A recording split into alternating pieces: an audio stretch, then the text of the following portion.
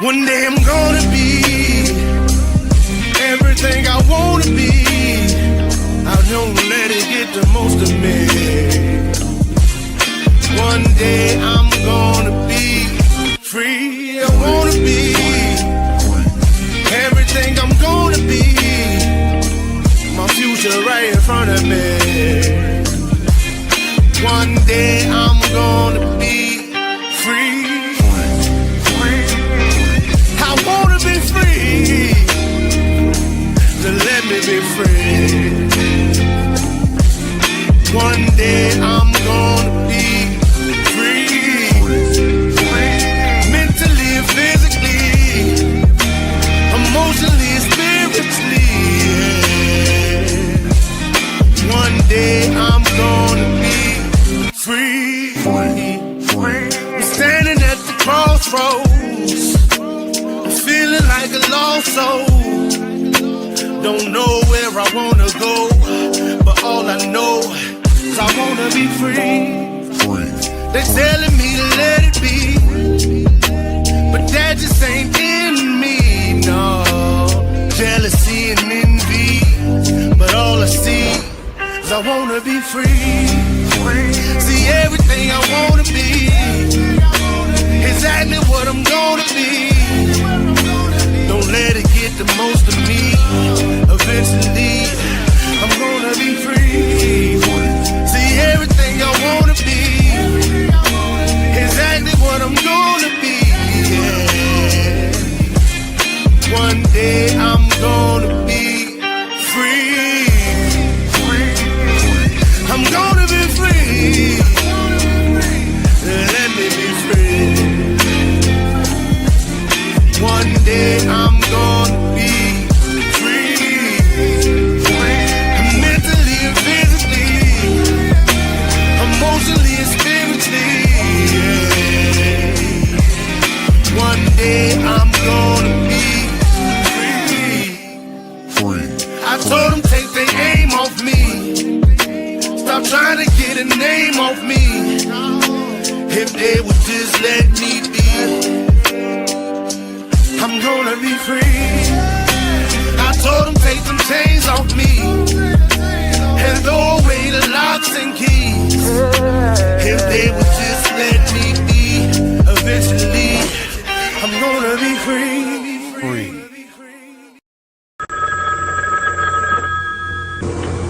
They're back.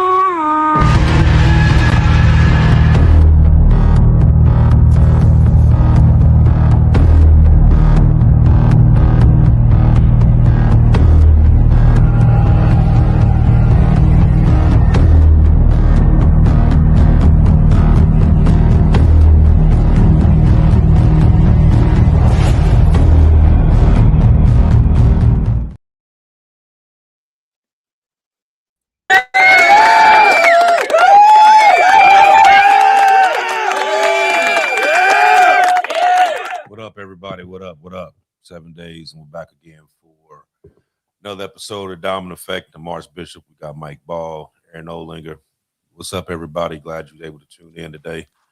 We have another story that we're going to pop out, and hope everybody take heed of the stuff that we're putting out there and be able to make this benefit for you in some way, shape, form, or fashion. But before we start this, hit that like button. That way that kind of jump starts the show and put it on the right algorithm so we can get more people out here to watch what's going on here. Because we got a little bit of, we got quite a bit of information that we're going to be putting out tonight. So hopefully we can get it all through in this little hour that we got. So we're gonna try to push through it as quick as we can. So so over the last 7 days, the world has quietly moved into a completely different phase of this whole global tension thing that we've been going on. So what started as a conflict in the Middle East is now turning into a battle over oil routes, military access, economic leverage, and global alliances. Saudi Arabia made moves that shocked Washington. Iran seized another tanker. China is openly sitting in negotiations with Iran. And Trump is also in Beijing to have a meeting with President Xi Jinping as we speak. Oil markets are shaking again, and the Strait of Hormuz, which is one of the most important shipping routes on earth, is once again the center of attraction of everything. So this is no longer about missiles and headlines. This is about who controls the energy, the trade, the military access, and ultimately the future balance of the power around the world. And what most of us probably don't realize is that the situation is now exposing cracks in the global system itself. Mhm. So a few weeks ago, Saudi Arabia was being talked about as one of America's biggest economic partners. Massive investment conversations was happening. Billions of dollars were being discussed, actually trillions, because they actually offered over $1 trillion to actually stay over there and finish the job. Energy cooperation, ally infrastructure, defense contracts, regional security deals, all of it.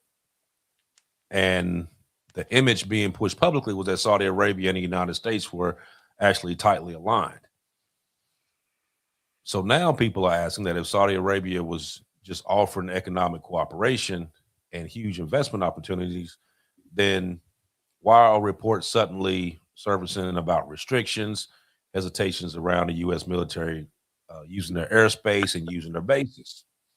And that contradiction is the actual real story that we're going to hit on tonight, because what Saudi Arabia is doing now is balancing survival, leverage, and global positioning all at the same time. So the Saudi leadership understands something very clear, that if Iran turns this into a direct regional war, then Saudi Arabia instantly becomes vulnerable. Now, let us not forget that Saudi infrastructure had already been attacked once before, and that's when their Abqaiq facility back in 2019 that showed the entire world that Saudi Arabia's energy system could be hit. And when that happened, global oil markets panicked almost overnight, kind of like what is doing right now. So Saudi Arabia is now trying to avoid becoming the launch pad for another major escalation. So that's why we're seeing this little dance back and forth with them, because they're economically cooperating with America, but they're military cautious, and they're quietly maintaining that communication channel with Iran too.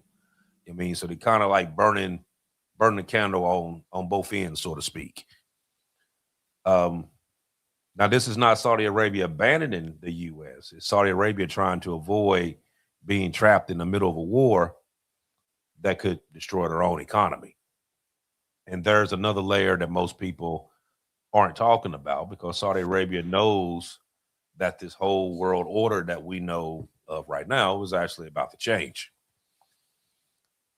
So you have China, and China is now Saudi Arabia's biggest oil consumer. BRICS influence, because remember, Saudi Arabia went over to BRICS nation.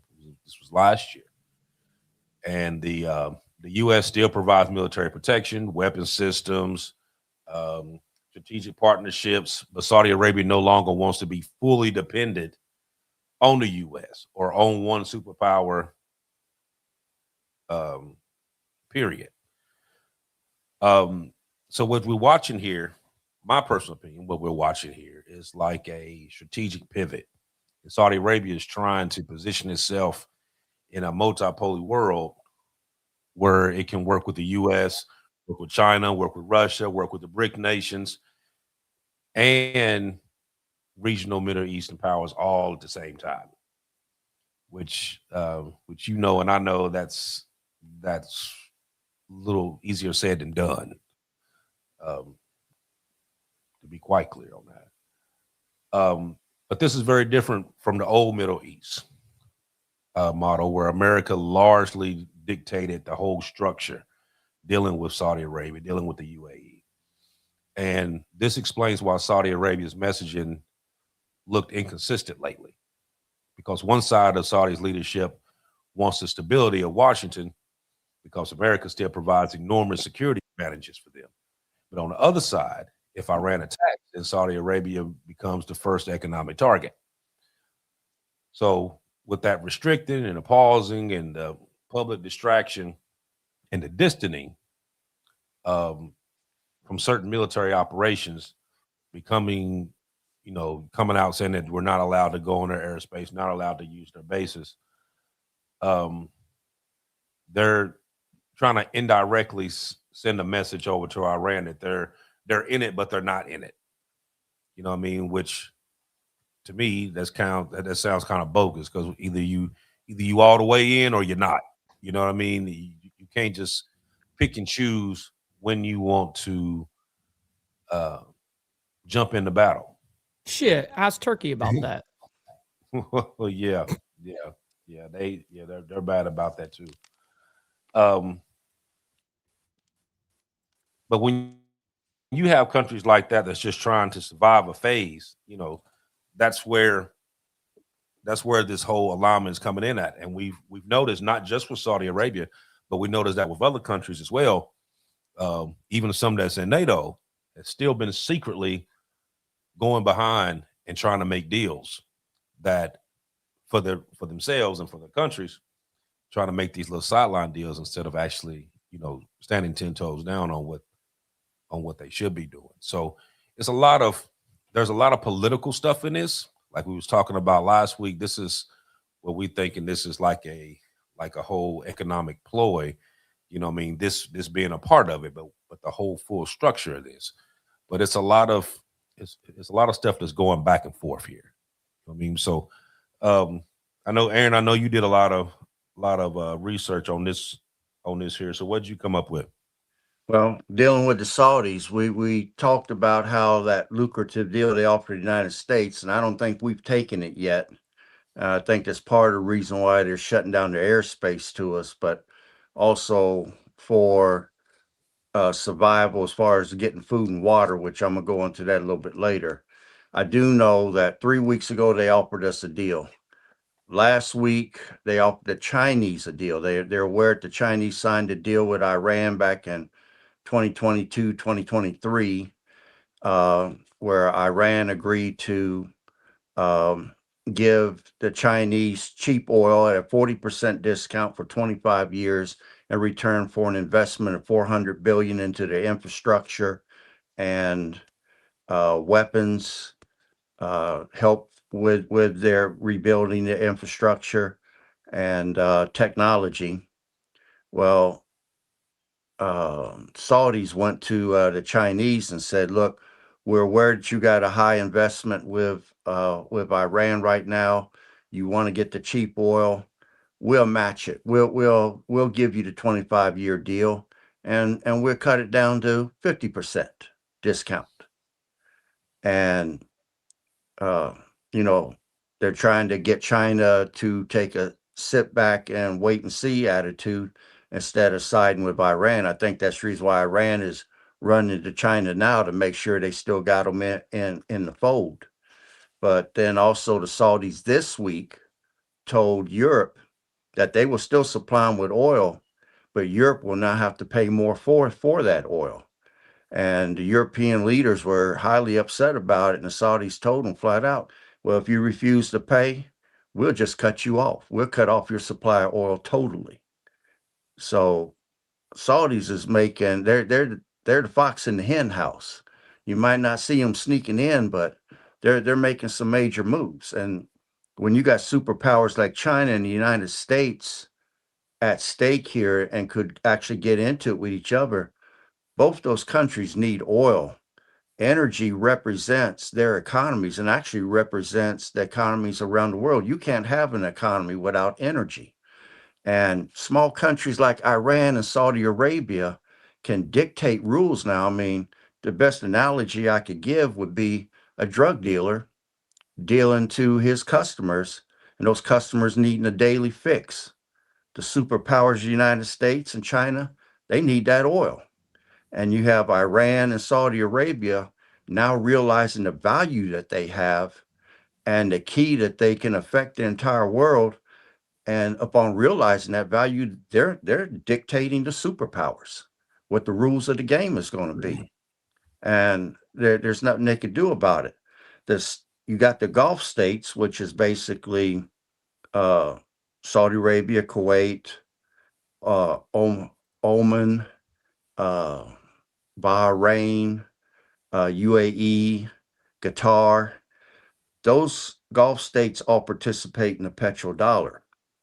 And the profits they make from the petrodollar, they reinvest those products into the U.S. bond market, the stock market, and they even buy real estate over here in the United States with that. And what by acquiring the U.S. debt, and the Saudis is one of the top three that's purchasing our debt, that gives them influence over the United States. They can just about dictate terms to us or crash our economy right now by selling off all that debt if they want to. Now, let me go back into a little background on the petrodollar so that I can tie it forward. You know, the petrodollar is our vulnerability. It's our Achilles heel. It ran out a year ago. The Saudis have not renewed it yet. It represents our financial power and the dollar dominance as the global reserve currency around the world. Bottom line, it's totally our financial economy, and we totally solely rely upon it. The petrodollar created a permanent demand for U.S. dollars, which means for us that we could print more money than any other country. We can run bigger deficits than any other country. Now, in printing that money, we could print it to such a level, but the other countries will still take it. We can run bigger deficits than any other country. That's the reason why we're at 39 trillion in debt, and people are still taking our money. Americans can borrow, America can borrow money more cheaply on the world market. It also means that America can finance its military. We're literally, through the petrodollar system and the money being made from it, a lot of that money is financing our military, period. It's basically the foundation of our American power that we have right now. And the AI boom that is currently occurring and is going to occur between 2025 and 2035 is totally being financed by Gulf state investment. So them reinvesting those petrodollars is what's paying for the AI boom that we're looking at right now. Do you want me to stop there for right now? Well, or? I got one Okay. thing that I think it ties importantly to what we're discussing right now, especially within the last 24 hours within the Iran war. So we have some pretty big developments in the Iran situation over the last 24 hours, and this is where things are going to be, definitely starting to get interesting for sure. First off, Kuwait reportedly detained IRGC-linked sailors trying to get into their territory. I believe it was 4, and they actually listed their names, their positions, everything. And that's not just some random headline. The Islamic Revolutionary Guard Corps, especially their naval side, they're known for this kind of stuff, small boats sneaking around, testing defenses. That's how they operate. It's called the Mosquito Fleet. So if Kuwait is actually catching these guys in the act, that tells you pretty clearly, Iran is actively feeling things out right now. They're probing, they're testing, they're seeing what they can get away with. Now, at the same time, we're seeing reports that United Arab Emirates, UAE, and Saudi Arabia may have actually carried out strikes inside of Iran within the last month, actually, is what they're determining on this. If that ends up being confirmed, that's a shift, because up until now, those countries have been pretty careful about what they're shooting at, military stuff like that on a military front. They stayed involved, sure, but more behind the scenes, not directly hitting Iran itself. So if that line just got crossed, that's not small. And when you step back and connect both of these things, here's what it looks like. The situation might be starting to expand. It's not just one lane anymore. It's potentially turning into something more regional. Now, that you can go two completely different ways on this. On the one hand, more pressure on Iran from multiple sides can actually speed things up. It forces decisions, stretches resources, and sometimes that leads to negotiations happening faster than they otherwise would. But on the other hand, this is the risk. The more players you add, the easier it is for things to get out of control. All it takes is one misstep, one retaliation that goes too far, and now you've got more countries getting pulled in. And in a place like the Gulf, where everything is tied together, military, oil, alliances, that escalation can happen fast. So where are we at right now? We're still early in this whole thing. This isn't fully defined yet. But these are the kind of signals you watch for when when these things are starting to shift. Feels like we could be moving into a different phase here where more countries are willing to step in directly instead of staying on the sidelines. And that's where things either wrap up quicker or get a whole lot bigger. That's what we're looking at in the last 24-hour reports. Okay, well, Mike, put a picture 4 for me, please, if you Sure. don't mind. Mhm. Got it. Here comes number 4. Give me 2 seconds. Number 4. Boom. Okay, this is an example of a pipeline that the Saudis have in place and are using it at this time. They did some prepping 40 years ago. They felt that this day would come, and they built this pipeline from the Gulf over to the Red Sea. They're pumping 7 million barrels of oil a day through that. Now, 3 weeks ago, Iran hit it with some drones, but they got it back up and running. So right now they're pumping oil. And then Mike, go to picture 3, please. You got it. Okay. There it is. This is the proposed new pipeline that they're going to build. And again, it's going to circumvent the Strait of Hormuz, and it's going to circumvent the Suez Canal, which greatly affects the Egypt's economy.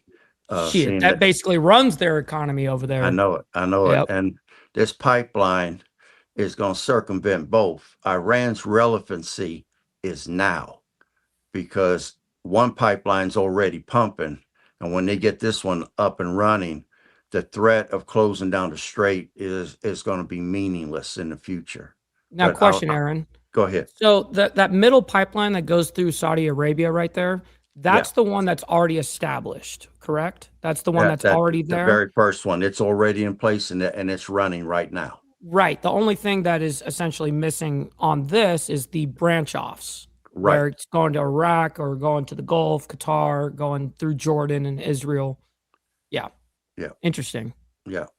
And, where you said in your report that other nations are thinking about getting involved, you are right. I mean, the Kurdish militias, which occupy the mountain areas that are in Iraq and extend over into Iran, the Kurds are talking about fighting and opening a front against Iran if we will support them. Now, we under Bush, we stabbed them in the back twice. Bush called for them to stand up and fight. They did. We agreed to support them. We didn't, and we let Iraq decimate them twice. But for some reason, they're wanting to trust us and give it a go again. And then I saw, and this report came out, and the offer was made in April. Uganda has offered 100,000 troops to come in and support Israel against Iran. I did not know that. Yeah. I wanted to double check that one because I just couldn't believe it when I heard it. I double checked it and the offer is real. I don't know what they're going to get out of it. Nobody does nothing for nothing these days. True. I don't know if Israel offered them something or what it could have been, but Iran heard about it and they laughed at the African country for offering 100,000 troops. But I mean, 100,000 guys with Israeli Air Force and artillery backing them, I wouldn't want to be standing in front of them coming at me, So, other countries are being affected, and it's a matter of time before other people start wanting to get involved to get this war over with quickly so their economies won't collapse in the next 4 to 8 weeks. So, Aaron, on that pipeline thing, just to back it up on that pipeline thing, good question came through actually from Steve Easy. He says, you probably don't know yet, but he brings up a good question. Are they planning a pipeline for LNG as well? it's not just oil going through the strait, which is true. But I think that right now, I'd imagine that they're dealing with one thing at a time. Right. They're going to get this pipeline up and running, and then probably run a parallel, if I had to guess. But And I would say that you're right, especially seeing that Qatar produces quite a bit of LNG that's coming out of that area right now. right, But You you know, I want me to keep seen going? some. Okay. I seen some stuff this morning from some. They had some officials that came out and said that, for the past couple of weeks during this quote ceasefire, we've all said that this has been like a regroup type thing where everybody just kind of, nobody's shooting right now. We're just going to regroup, even though there's been some isolated things going back and forth. But for the main part, nobody's been shooting. But it's just halftime. Right. But the CIA came out and said that that they regained, that I'm talking about Iran here, that Iran regained access to 30 of their 33 missile sites near the strait. That 70% of missile launcher capability and large portion of its underground missile infrastructures. They still have the missile batteries, mobile launchers, drones, mines, those speed attack boats. And so they can still basically threaten, shipping traffic in the strait. So I guess the real question I'm going to ask you, Aaron, so I guess the real question isn't whether Iran sustained all this heavy damage. The question is whether they still have enough capability to be able to keep this whole thing going. You know what I mean? Because you seem like this whole thing here has just been just like one big regroup that's been going on for the past couple of weeks. What do you think about that? Well, Regroup and I agree reset with up. I mean, the question here is, does geographic control beat military superiority? I mean, Iran restocked food, water, and medicine for their people. They were rebuilding their infrastructure. They're trying to bleed the U.S. in a war of attrition. They want to put the cost of the American economy to maintain commitments that it can't afford in that region. I mean, you got, if you took out all the missile batteries right there along the course, along the coastline, you've got many missile batteries on the interior of the country that are built into the mountains. You're not going to be able to get them all. And then right now you have to define what the types of power that we see them being showed right now. And you got basically two types. You got hard power and you got structural power. Hard power is what the United States is doing. It's who's got the bigger bomb, the better missiles, the more advanced jets, the carrier task force. I mean, this is something that you can visibly see with your eyes. And that is what America has in abundance in that region right now. Now, structural power destroys the system that the other side depends on, and that's what Iran is doing. They're picking when they want to fight, when they want to shoot. They're playing out the string to the very end. All they got to do is hold that straight. That is structural power. The Strait of Hormuz represents structural power. So long as they hold that, and they hold that narrow point that's 21 miles wide, 20 to 27% of the world's oil goes through there. You got 20% of the LNG goes through there. You got 3,000 ships a month that were sailing through there. The Gulf countries, like I said, the ones that participate in the petrodollar thing, they import 90% of their food through there because most of their countries is desert. I mean, that is structural power. All they got to do is just hold that.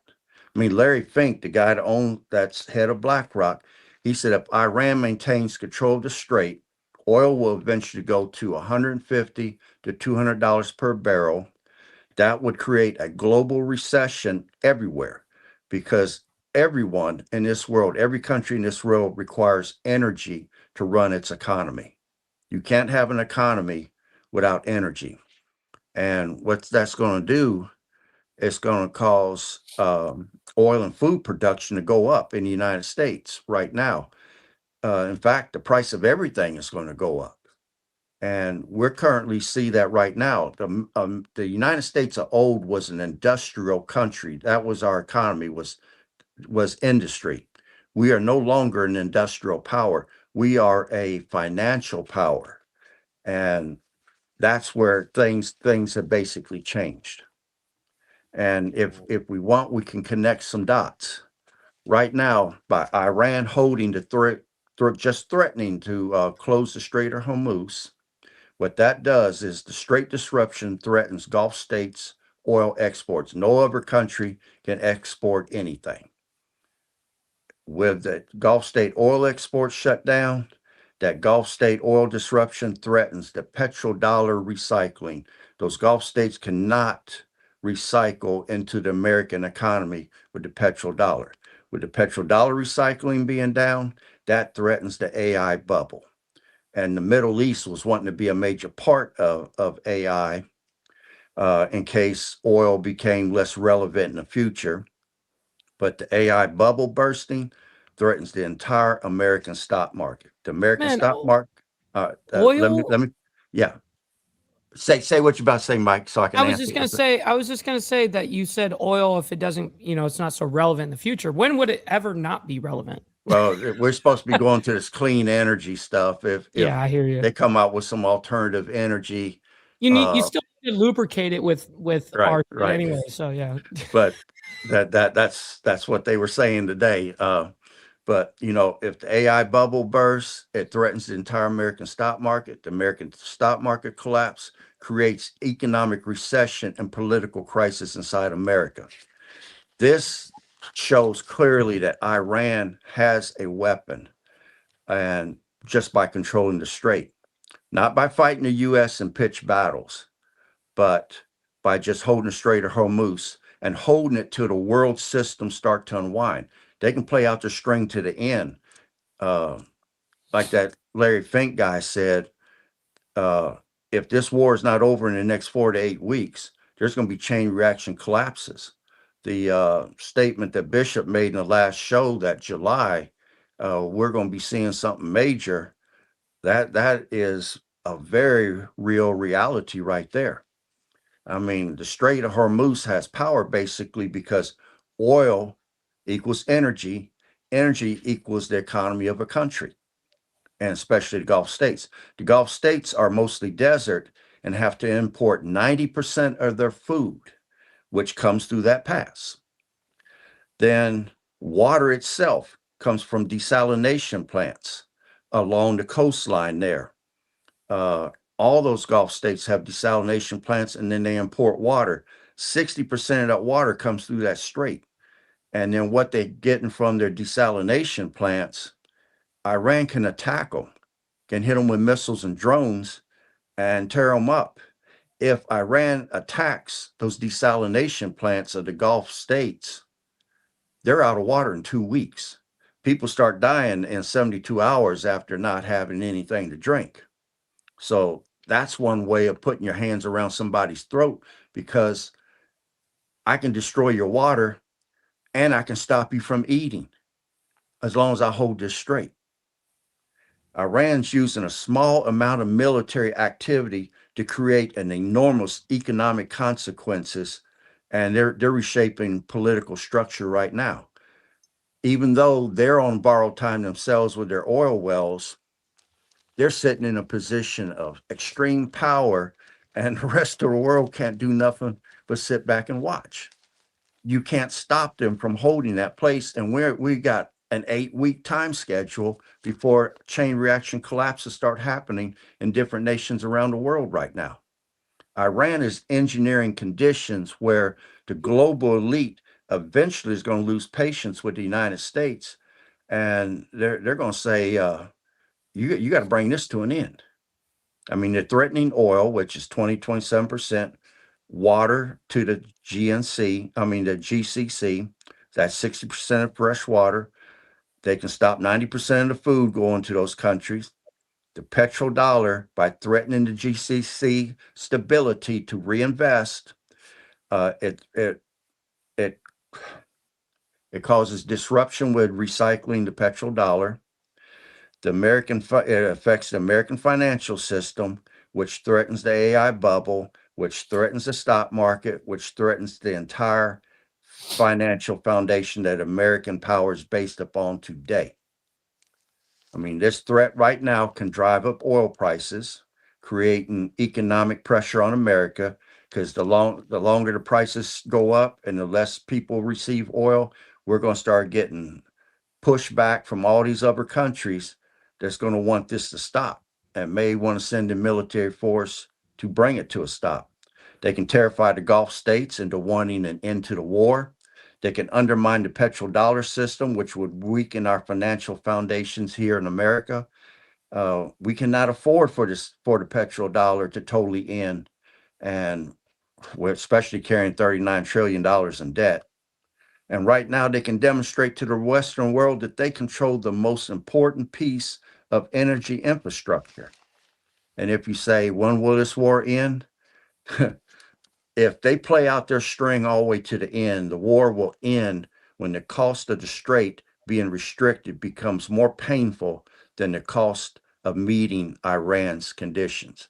And we already talked about the 10-point conditions that they want. Question, So, Aaron. go ahead. When it comes down to the strait and them blocking the strait and us coming in and blocking the Iranian ports for the response on that whole thing, right? Yep. How much pressure do you think that ultimately put on Iran? And do you think that is something that will ultimately win us in the end? Or do you think that is something that is just an added thing right now? Well, you have to look at two different things, the Iranian military and then the Iranian people. Right now, the Sure. Iranian people, last month alone, cost of living went up 65%. Every time they went to bed and got up, everything was higher the next day. Did that impact the military? In a very small way. The armed force group that's holding Karg Island right now hasn't been paid in the last 3 weeks.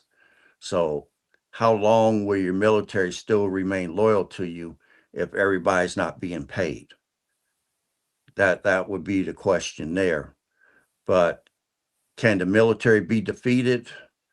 No, because they're not going to fight us in pitched battles. I saw today when I was doing my research that some of the Iranian jets are sitting in hangars inside Pakistan hiding. They done hid some of their Air Force. I mean, we could blow their little speedboats out of water. Hell, we're blowing them out of water over by Venezuela. So why are we still letting them have those boats run around? Because if we start to hit them, they'll hit the ports, they hit the oil refineries, and they hit those desalinization plants in the Gulf countries there. With Saudi Arabia holding so much of our debt, we can't afford to displease the Saudis right now because they could crash our economy. I mean, they're like our drug dealer, and we're needing that fix. Now, we don't need the oil the same way as an industrial machine like China would need, but as Bishop sent me something today, and it showed how many days of an oil reserve we have left, seeing that we're supplying the world right now. I believe that amount was only 20 days. So everybody's on a time schedule right now. Yeah, I was about to read that. Yeah. I'm sorry, Bishop. Let me stop. I don't want to get too far ahead, but go ahead. No, you're right. No, you're right about what Okay. you're saying. Yeah, that was the next thing I was going to read, was that I looked up earlier today about the reserves that each of these countries had left as of today, and how long that was going to be able to stretch. So China has 1.4 billion barrels. Their approximate coverage is anywhere between 70 to 90 days. Japan has 260 million barrels, but it's government reserve and industry reserve, and they're right at little under 200 days. South Korea has 79 million barrels. They're right under 200 days. India has 21 million barrels. and they have 5 to 10 days. The UK is sitting at 68 million, and they're a little under 90 days. And the OECD, which is the Economic Cooperation and Development, that's basically 38 countries in Europe. Their total is 179 million, but that's between 38 countries combined. That's how much they have left. And in the U.S. is sitting at 400 million barrels. 20 days U.S. imports, and only a few days of total war demand. So they're going thin as well. Everybody's going thin. The only ones that actually had, a lot of oil right now is actually China, because they was sitting on over 1 billion barrels. But everybody else is taking a hard hit. Even the U.S., being the fact the U.S. is producing a lot of oil, yes, but they're sending out a lot of oil.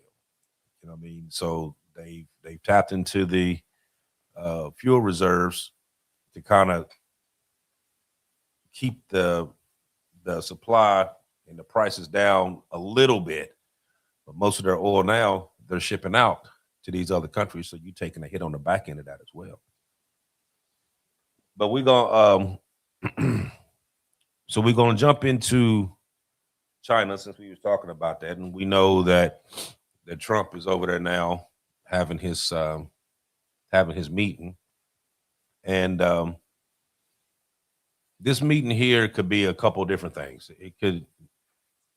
But essentially, it could be one of the most important geopolitical meetings, probably for this year. Now, this meeting was supposed to have happened a few weeks ago, but it was canceled because of everything going on in Iran. So they had to push this meeting back. But this meeting is going on now while tensions in Iran remain unstable. Oil markets are volatile. Global shipping routes remain threatened. U.S.-China relations are strained, which they've been strained for a little bit. And fears of broader economic showdowns is growing. You see the inflation that went up here with 3.8%. But this meeting is likely much about more than just the headlines. Behind closed doors, that's usually where all these little deals come about with each other. And of course, they're going to be talking about oil stability, trade negotiations, tariffs, shipping securities, Taiwan. Most importantly, that's going to be Xi's biggest thing, is trying to convince Trump some kind of way to not interfere with Taiwan, which that's probably the biggest thing on there. You know what I mean? And I think if he tries to negotiate with that, it's going to be a huge problem. Now, another thing that I didn't get is that if they're going over there to discuss, oil stability, trade negotiations, these tariffs, all this other stuff, why did they bring a whole star-studded cast of people over there for this meeting? And what I mean by that is that you got people over there that Trump, when he went there, he brought these people with him. And my question is why? Now, I'm going to name off some of these people. I'm not going to name off all of them, but I'm going to name off some of them and who they are. So you got Elon Musk, which everybody knows who that is. You got Larry Fink from BlackRock. You got Cristiano Armand, that's from Qualcomm. There's so many companies. It's a lot. Right. You got Boeing. You got the CEO from Apple. You got the CEO of Cargill, Citigroup, General Electric, Goldman Sachs. I mean, why do you have all these people here for a meeting that you're supposed to have with Xi, dealing with everything else that's going on? Why did you need all these other people there? Because it's about trade. But should this meeting be about that though? You know what I mean? Like, in our you got enough opinion, stuff that you're dealing with. You got enough shit that you're dealing with right now besides whether these people here are gonna make some money. yeah. Feel what I'm saying? No, it's 100% right. especially when you had Especially with the landscape that we're obviously in, the war and all that stuff. Now, is that going to be a topic? Of course, but even Trump said recently that I'm not going there to necessarily discuss that. I'm going there for trade and a whole bunch of other things. So, like I said, when you got a war going on right now that we started, we got oil shit that's going on right now. We got inflation going up 3.8%. We got everything going up: gas, rent, food, medical expenses. Everything's going up. Okay, you're gonna go to China. What this is supposed to be the biggest meeting of the year, mind you. Iran was just there a couple days ago, having a meeting with President Xi. But you gonna go over there and bring your star-studded cast of fucking misfits over and talk about some trade? That don't make sense. Kind of like you just so what? So all this other stuff that's going on don't mean shit. yeah, speaking of money, by the way, real quick, we got Mr. Al Patterson coming in with the 420 on the Cash App, man, saying puff, puff, pass. I very much appreciate that. Thank you for making it rain in the Cash App, my man. It goes a long way. Anyways. I mean, like it's other stuff that's way more important than worry about trade with these people right here. It's way more other stuff that you should be worried about right now. You know what I mean? Actually trying to get us out of this war. Well, of course they changed that because they don't want to have to talk to Congress about it. So they changed that. So now you had what operation is it now? Sledgehammer? Is that what it is now? No, so it went from the operation to I forget what they called that little tiny. They didn't call it an operation on this recent thing because it's supposed to be a short-term thing. And then what they'll end up doing when this ramps up again, they're not going to go back into Operation Midnight or Hammer or whatever the what was the name of the Epic Fury, right? So after that, what's going to end up happening is they're going to launch a whole different operation so that they don't need to go to Congress and get congressional approval. It'll be a whole different operation, and that's it. Because they said Operation Epic Fury, they met their objectives, which truthfully, if you look at that objectively, they got 1 out of 4 objectives there when they set it out originally. But the way that they claim, the Pentagon goes, we reach our objectives. That's the end of that part of this war. So 1 out of 4 is good. Yeah, that's when have you ever done anything and 1 out of 4 was good? That's a fail. You know what I mean? That's an epic fail. And now you're asking for another 1.5 trillion.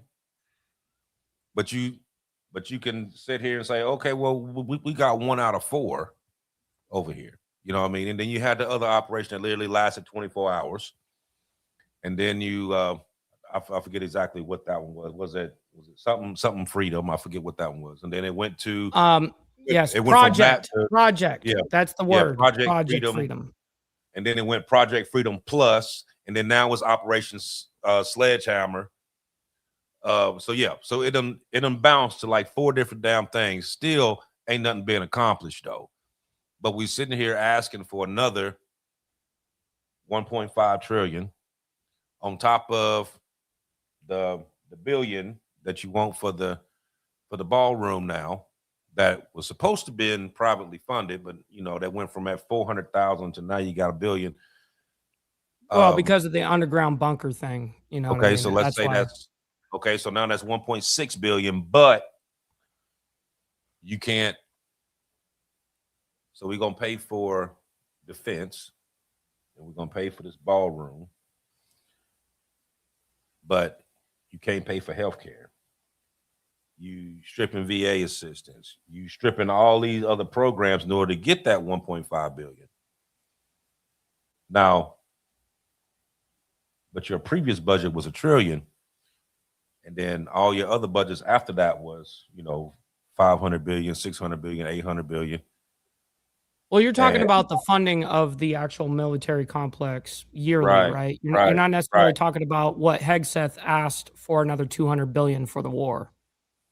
Yeah. Right. Because there was a whole separate. Yeah. He asked for the 200 billion, but then he asked for to raise the actual defense spending to 1.5. Now, mind you, everybody knows, or everybody been paying attention, when you talking about money for the defense, they done failed every audit they done had. They done failed to pass 7 or 8 audits that they done had. Yep, that's true. Now That's you very spending true. all this money on this quote defense that now you got people talking about that you done depleted munitions. How you done depleted munitions, all this damn money that you done spent, it ain't even been 60 days. All this money that you done used for quote defense. And you steady asking for more money for quote defense. But but you got this country here, actually you're using $1 million missiles to knock down, a $20,000 drone. You're right. You know what I mean? Which makes no sense. You know what I mean? It's like a lot of this stuff here is basically, it's like a bunch of smoke and mirrors for real. How long are you going to keep this shit going? You know what I mean? Because if you was really going to do some negotiation, you would actually have actual negotiators over there doing that. You know what I mean? Not your dumbass son-in-law and your best and one of your buddies going over. You have actual negotiators over there, actual people dealing with nuclear that could go over there and negotiate just like they did the first time when they made the first deal. Have these people go over there and negotiate this deal, not going over there taking trips back and forth on some bullshit. Because that's exactly what you got going on. Bruh. I mean, it's so we doing all this, and what's happening? We're paying for it. At the end of the day, we're paying for it. We're gonna continue to pay for it. You know what I mean? He just did the thing today where they asked him about what did he think about the the average American's financial situation. He said he didn't care. He didn't care what the financial situation was. The only thing he was cared about was Iran not having a nuke. So you could take that several ways. You know what I mean? So not some people say, oh, he didn't mean it that way. I take it for what you said. You know what I mean? Now, whether you come back on it, that's on you, which 9 times out of 10, they go anyway. I mean, that's what the biggest thing that goes along these days is, man, this man says a lot of things and it gets covered up on the back end of it. Like, oh no, he didn't mean it that way. Or no, he meant it this way. Or, you know what I mean? He would just look over him. He old, you know what I'm saying? That's what we get all the time. You know what I mean? But the facts about all this is that whether this stuff ends today or 3 months from now, you know what I mean, gas is not going to just drop. It's not.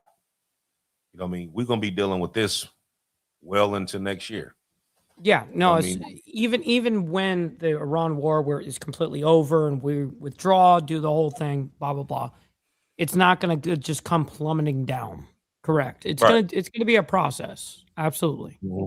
Now you have states now that's actually they canceling the gas tax for a period of time to let to let the prices drop down a little bit. You know what I mean? And some people have said that they've noticed the drop, like in Georgia, they dropped it. The gas dropped down. I think it dropped like 30 cents or whatever.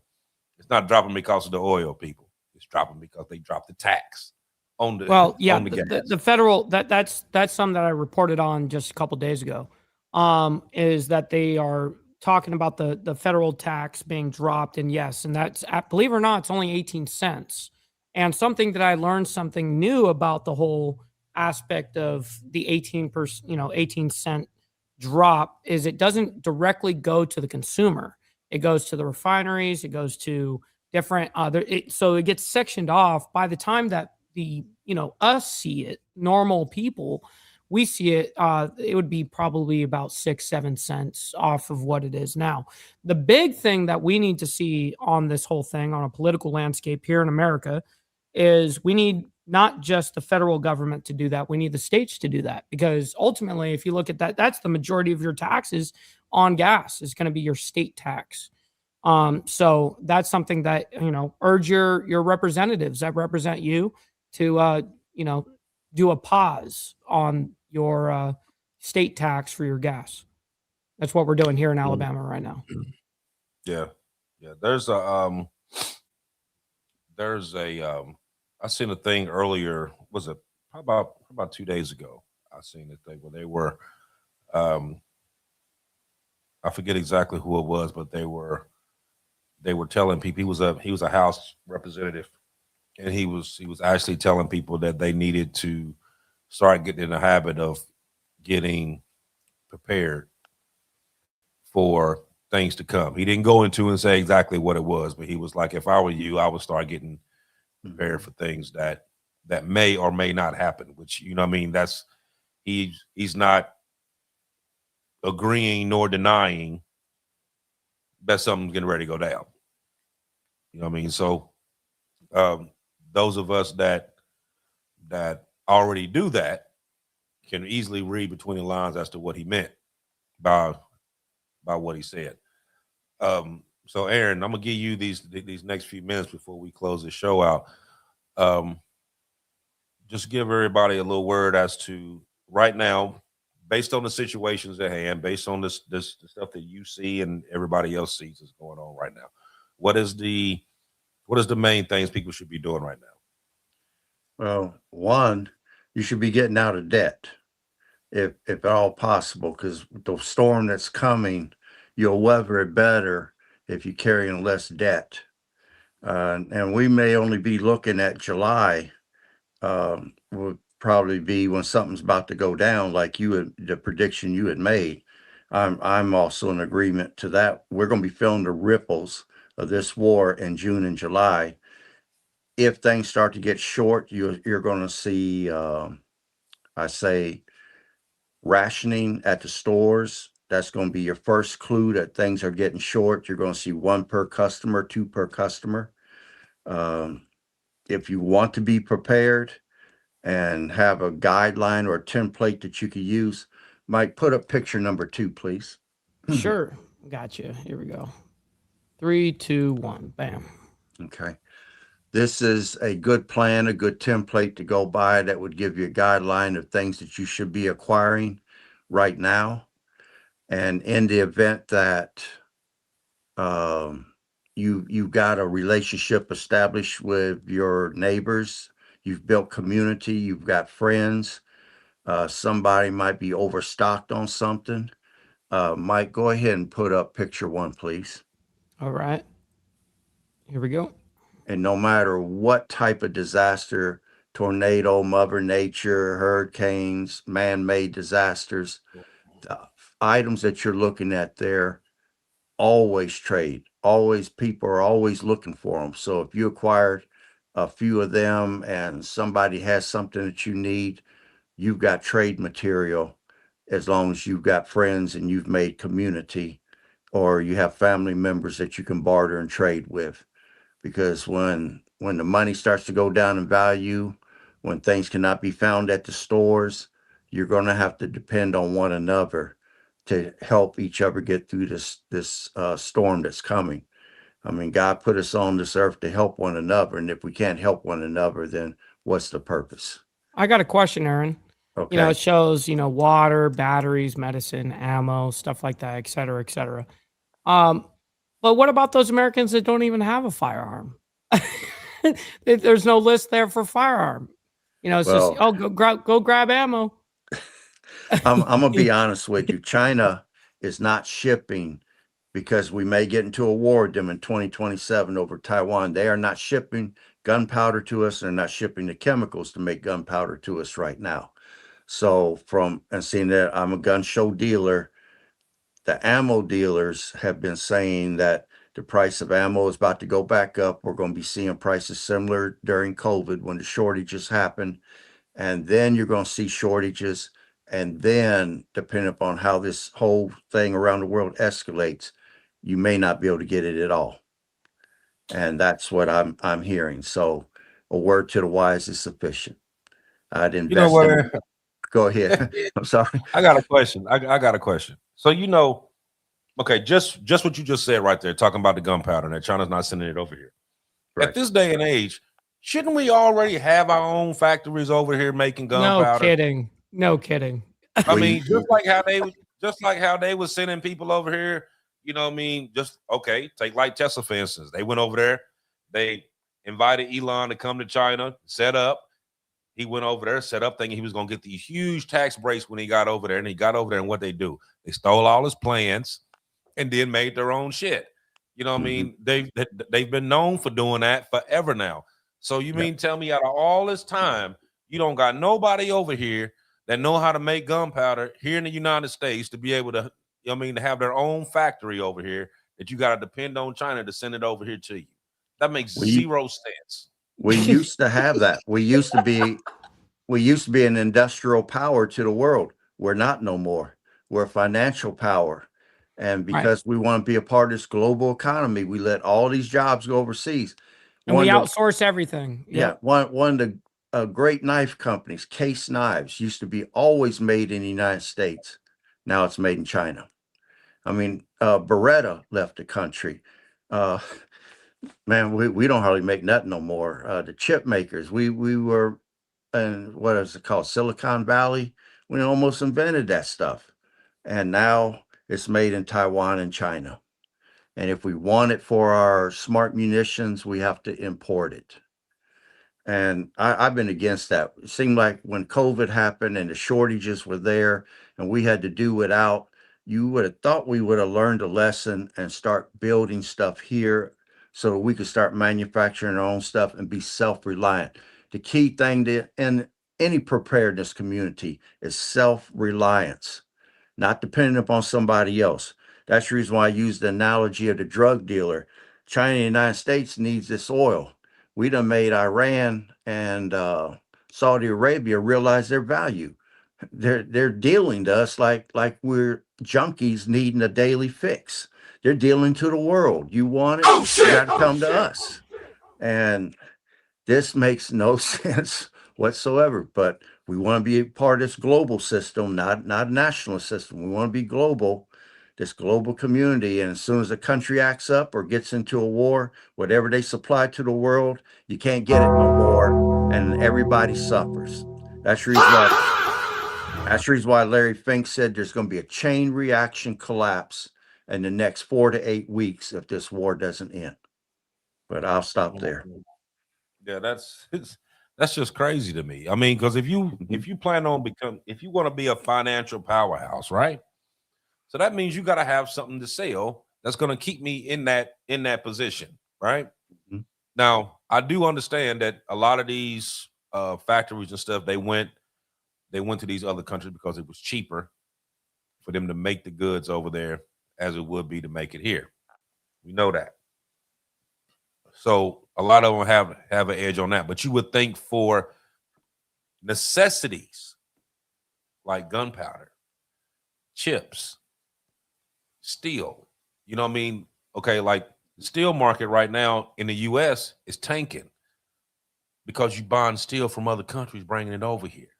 Yeah. You closing steel factories here, but you bringing in steel from other countries, which is less. You know what I mean? It's cheaper, not made with the actual stuff that we would use here to make steel with.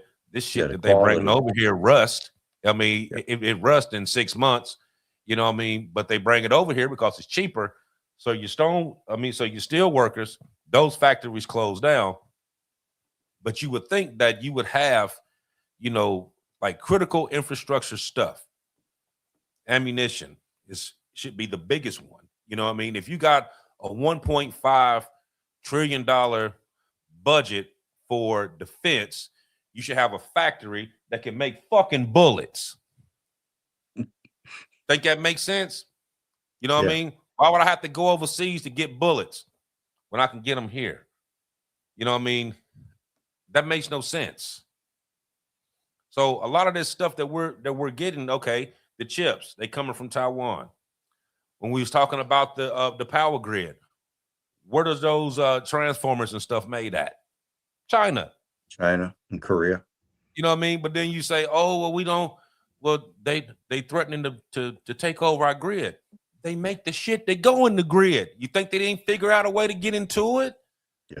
Everything runs on computer now. Do you think they didn't drop something into the codes when they sent you that shit? Did they know how to get into it? Mm-hmm. You know what I mean? Like I really think that some of these people in government need to use their head for something besides a fucking hat rack to figure this out, because it's real common sense. Mm-hmm. But like you say, I'm gonna stop there.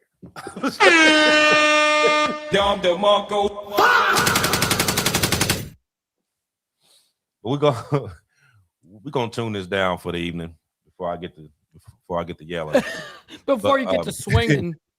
Yeah. Like I said, everybody, you know what I mean, like, follow, share, subscribe, pass this on. A lot of this stuff we're talking about it now, and but a lot of this stuff people really need to take to heart, because the stuff that we're talking about it's actually serious, you know what I mean? And it's a lot more stuff going on, you know what I mean? But if we actually sit here and talk about everything, we're gonna be on here about another 3 hours. But people really need to start paying attention. And don't just pay attention to what they're saying, pay attention to what they're not saying. Pay attention into the manner in which they're saying it. Because if you hear 3 people on 3 different interviews in the same day, they may be talking about the same thing, but they're giving you 3 different answers.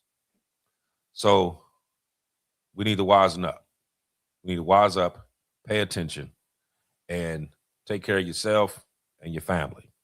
Because I'm telling you, here soon, like I said, and I said it again, I said it months ago, March, July, November.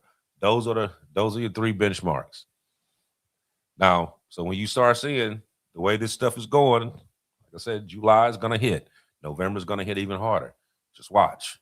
So I'm telling you now, and get yourself together. Go ahead, Aaron. Well, as we've already seen, because of this oil crisis, which is man-made, this is totally engineered by man.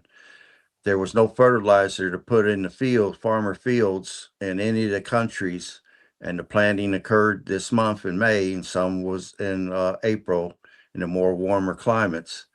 They're already calling for a worldwide food shortage. So, and there's probably going to be shortages here too, because the crops with no fertilizer, the fields just aren't going to produce the same amount of food.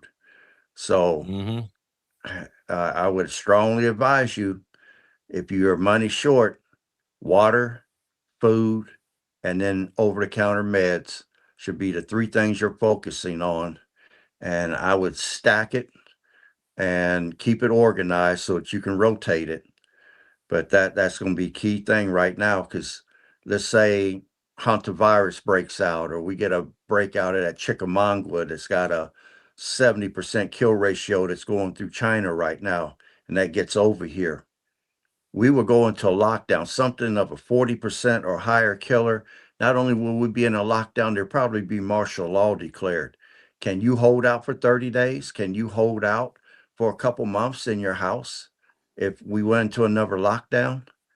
And you're risking your life and your family's lives to go out there and to buy products and then go back home and hope that you didn't get infected by the ones who didn't prep, that's probably exposed to the damn disease.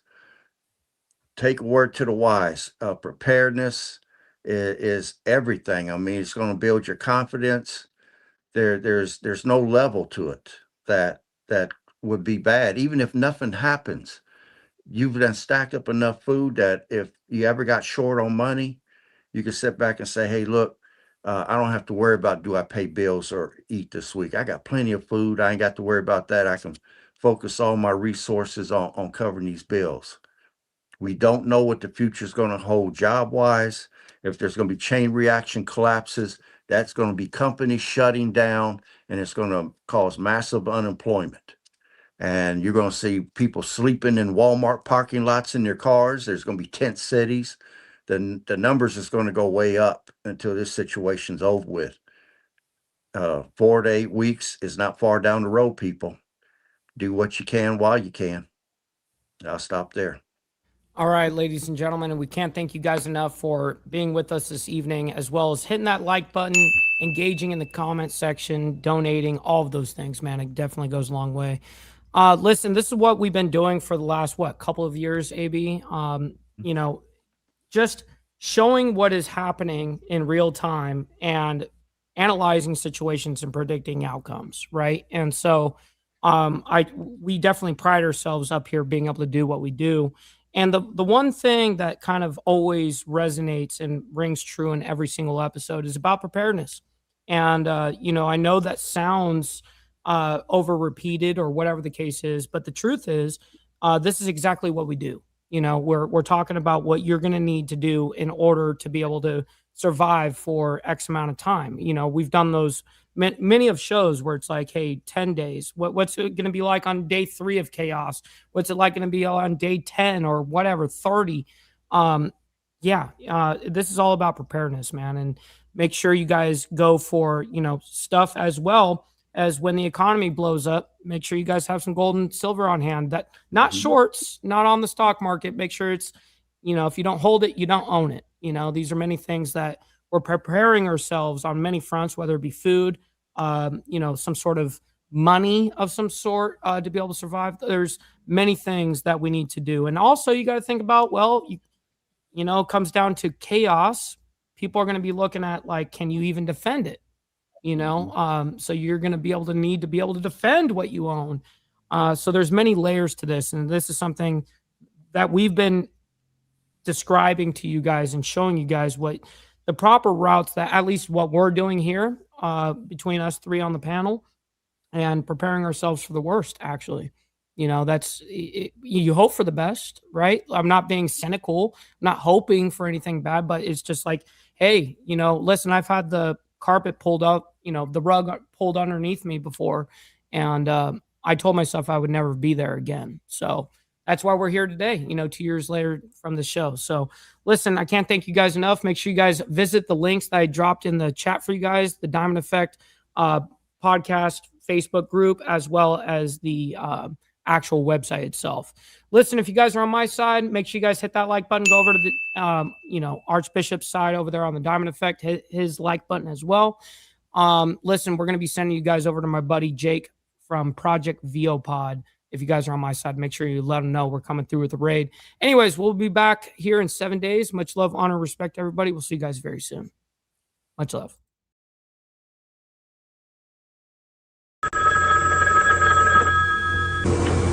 They're back.